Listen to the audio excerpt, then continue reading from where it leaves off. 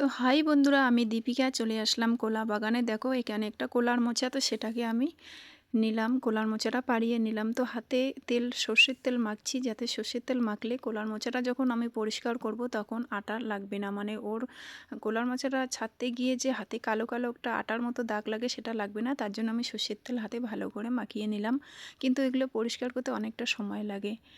দেখো শেষ আমার এই দেখো দেশলাইয়ের কাঠির মতো ওদের এগুলোকে ছাড়িয়ে নিতে হয়। আর ওগুলো কেমন হয়েছে ওর জন্য ওগুলো নিইনি, যেগুলো খাওয়ার মতো সেগুলো নিয়ে নিয়েছি। এদিকে আমি গরম জল বসিয়ে দিয়েছি, সাথে হলুদ আর একটু নুন দিয়ে ভাপিয়ে নেব কলার মোচাটাকে।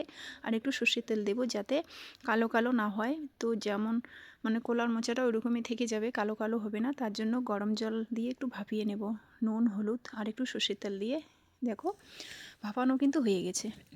এদিকে আমি একটা চোঙার মধ্যে ঢেলে নেব জলটা নিংড়ানোর জন্য, আর একটু হাত দিয়ে আমি চেপে নেব। এদিকে দেখো জিরে মশলা, মানে গোটা জিরে আর পেঁয়াজ কুচি দিয়ে আমি সেই কলার মোচাটাতে বেগুন, আলু, একটা গাজর, টমেটো সব একটা একটা করে নিয়েছি।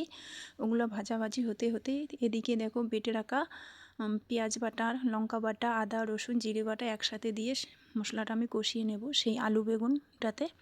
আর ওদিকে আমি নিংড়ে নিয়েছি, হাত দিয়ে একটু চিপে নিয়েছি কলার মোচাটা, সেটা আমি দিয়ে দেবো, সবগুলো একসাথে মিক্স করব। তো যদি রেসিপিটা ভালো লাগে অবশ্যই বাড়িতে ট্রাই করবে। আর রান্নাটা কেমন হলো যদি ভালো লাগে অবশ্যই লাইক কমেন্ট শেয়ার আর সাবস্ক্রাইব করে পাশে থাকবে বন্ধুরা। দেখো এদিকে আমার রান্নাটা প্রায় কমপ্লিট হয়ে গেছে, বেশি কষা কষা করব একদম, দেখো কেমন হয়েছে।